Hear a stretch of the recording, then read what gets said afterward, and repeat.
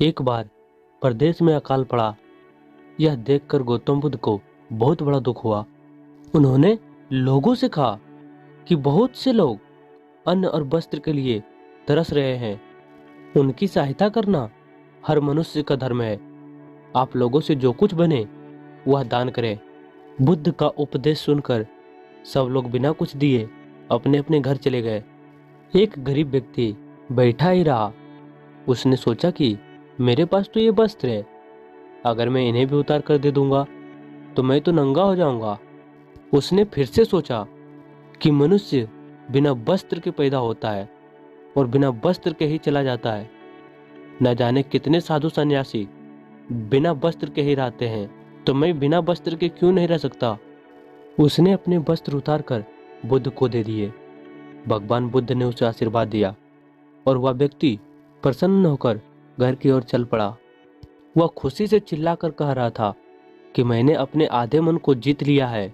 तभी सामने से राजा की सवारी आ रही थी।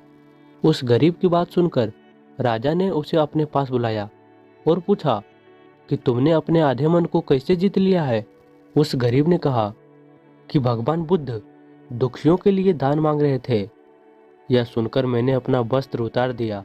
पहले तो मेरे मन ने इनकार किया, फिर मैंने उसे समझाया कि मनुष्य बिना वस्त्र के पैदा होता है और मृत्यु होने पर साथ में कुछ नहीं ले जाता।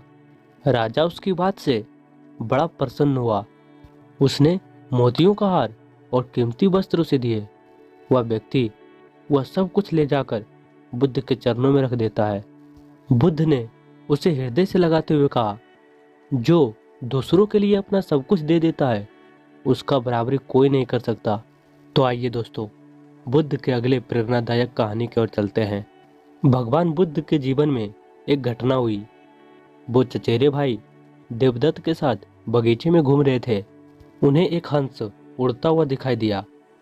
तभी देवदत्त ने अपने एक बाण से निशाना साधा और हंस लहूलुहान हो जमीन पर आ गिरा। बुद्ध ने दौड़कर हंस को उठा लिया और बाण निकालकर हंस की मरहम पट्टी की।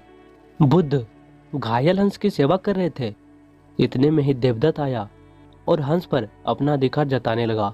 बुद्ध के मना करने पर दोनों के बीच विवाद हो गया और दोनों राजा शत्रुघ्न के पास पहुंचे। उन्होंने दोनों की बातें सुनी और निर्णय दिया, प्राण लेने वाले से प्राण बचाने वाले बड़ा होते हैं, इसीलिए हंस पर बुद्ध का यह अधिकार है। मानव समाज को शांति की ओर बढ़ाना पड़ेगा। व्यर्थ के कर्तव्य से बाहर निकलने में ही उसकी भलाई है।